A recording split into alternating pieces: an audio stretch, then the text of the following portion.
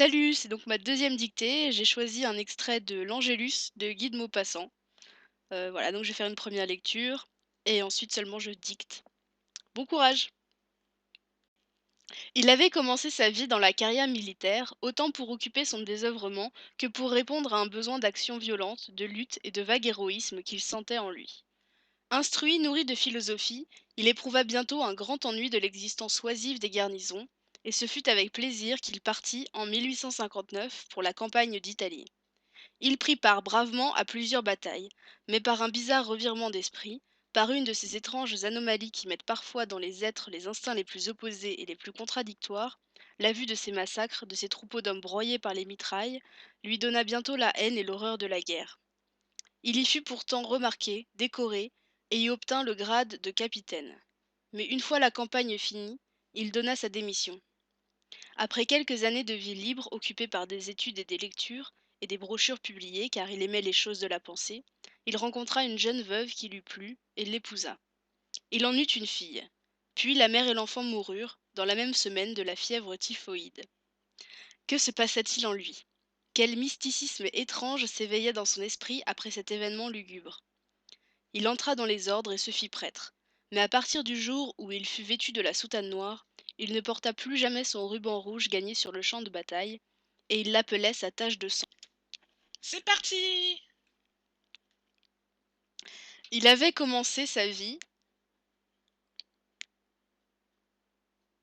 dans la carrière militaire, virgule.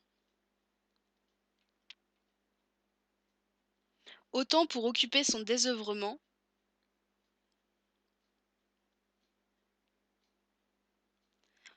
que pour répondre à un besoin d'action violente, virgule.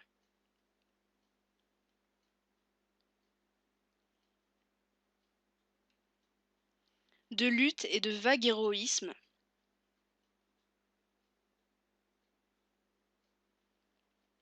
virgule, qu'il sentait en lui. Point.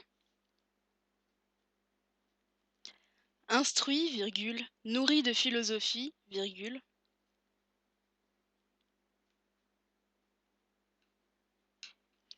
il éprouva bientôt un grand ennui de l'existence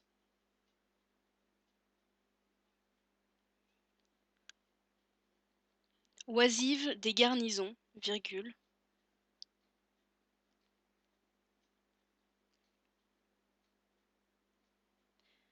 et ce fut avec plaisir qu'il partit, virgule,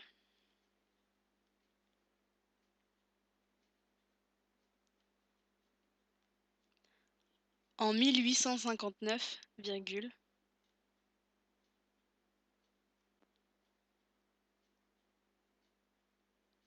pour la campagne d'Italie. Point. Il prit part, virgule, bravement, virgule,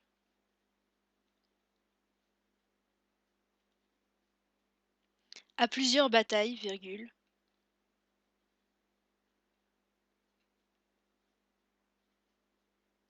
mais par un bizarre revirement d'esprit, virgule,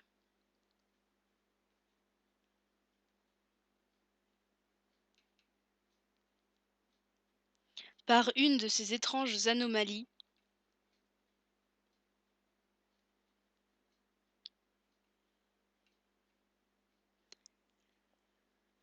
qui mettent parfois dans les êtres les instincts les plus opposés,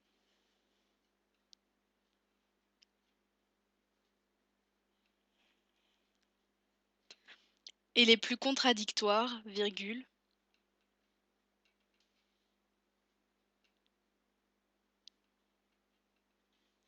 la vue de ces massacres, virgule,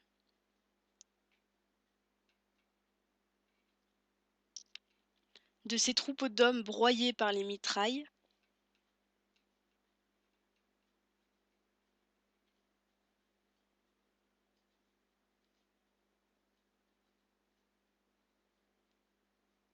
virgule, lui donna bientôt la haine et l'horreur de la guerre.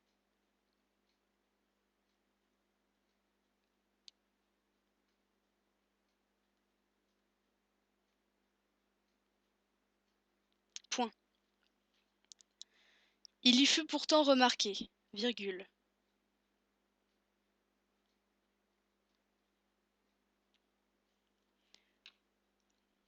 Décoré et y obtint le grade de capitaine. Point virgule.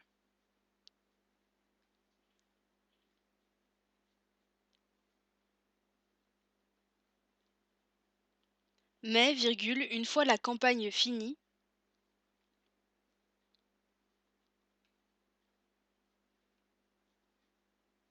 il donna sa démission. Point.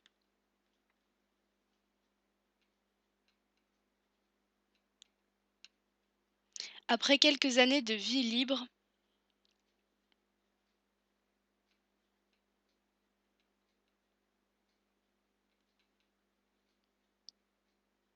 occupé par des études et des lectures, virgule,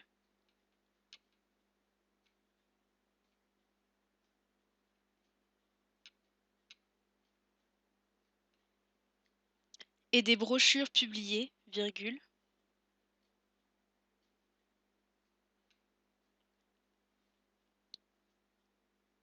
car il aimait les choses de la pensée, virgule,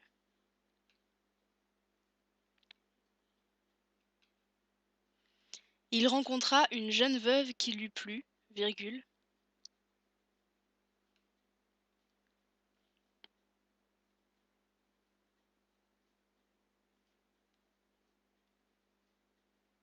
et l'épousa. Point.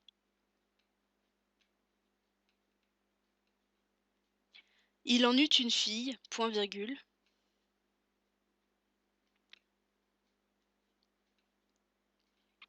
puis la mère et l'enfant moururent, virgule.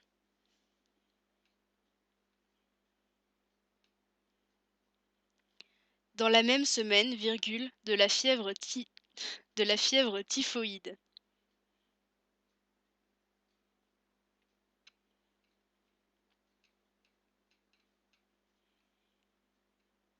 Point.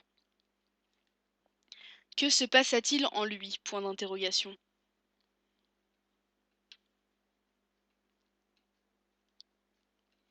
Quel mysticisme étrange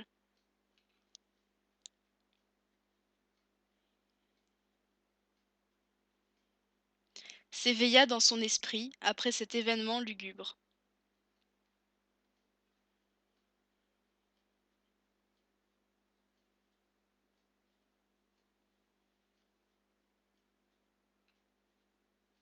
Point d'interrogation.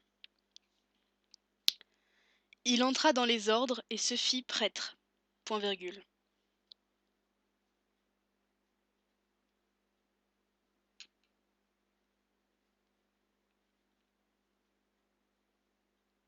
Mais, virgule, à partir du jour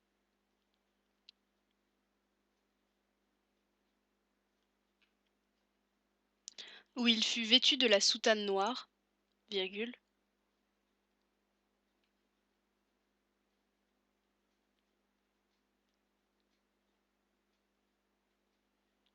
il ne porta plus jamais son ruban rouge,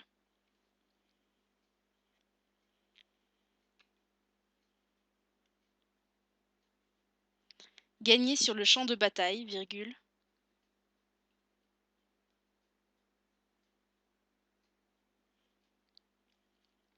et il l'appelait sa tache de sang. Point final.